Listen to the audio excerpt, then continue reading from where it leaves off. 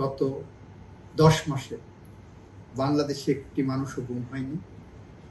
গত 10 মাসে 8-10 জন সম্ভবত ক্রস ফায়ারে গেছেন।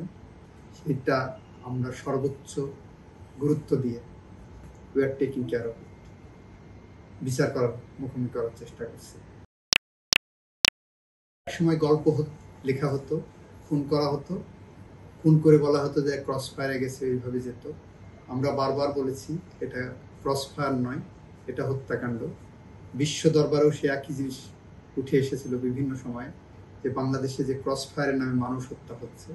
আমরা বলেছি এটা রাজনৈতিক সিদ্ধান্তের আলোকে এটা হয়েছে। আমরা এটাও বলেছি গত 10 মাসে বাংলাদেশে একটি মানুষও গুম হয়নি। গত 10 মাসে 8-10 জন সম্ভবত ক্রস ফায়ারে গেছেন।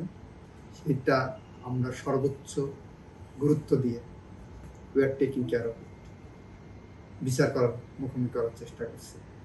এই যে সংস্কৃতি বন্ধ হবে না যদি সিনহাদের মতো এই সমস্ত খুনিদের বিচার করা না হয়। এটা শুধু সিনহার পরিবারের জন্য নয়, এটা গোটা রাষ্ট্র ব্যবস্থার জন্য, সভ্য সমাজের জন্য। একই সমাজে সিনহার মতো, প্রদীপের মতো এরকম মানুষরূপী জানোয়াররা এবং সভ্য মানুষ বসবাস করতে পারবে না। আমরা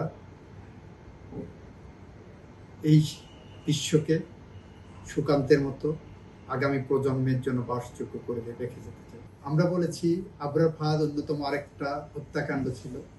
আবরার ফাহাদ তার জীবন দিয়ে আর অনেক জীবন, অনেক মেধাবীর জীবন রক্ষা করে গেছে। ঠিক একইভাবে মেজর সিনহা যদি হত্যাকাণ্ডের শিকার না হতেন, এই প্রদীপদের হাতে আর অনেক জীবন হয়তো চলে যেত।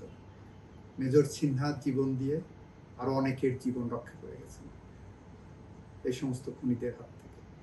তাহলে আপনাদের প্রত্যাশাটা কি? আমাদের প্রত্যাশা নিম্ন আদালতের রায় বহাল থাকবে। আর সার্কামস্টেন্সিয়াল এভিডেন্স বলছে, সমস্ত সাক্ষীর আনবিটেবল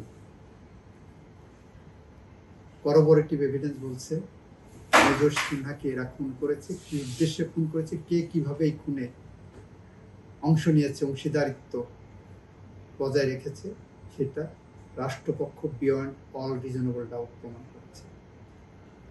এটা বলতে যে বলেছি, কোনো কোনো মৃত্যু পাখির পালকের মতো হালকা, কোনো কোনো মৃত্যু থাই পাহাড়ের মতো ভারী। মেজর সিনহার মৃত্যু আমাদের গোটা মানুষকে, গোটা দেশকে এমনভাবে নাড়া দিয়েছে যে ওই মৃত্যুটা আমাদের বুকের উপরে থাই পাহাড়ের মতো ভারী হয়ে আছে।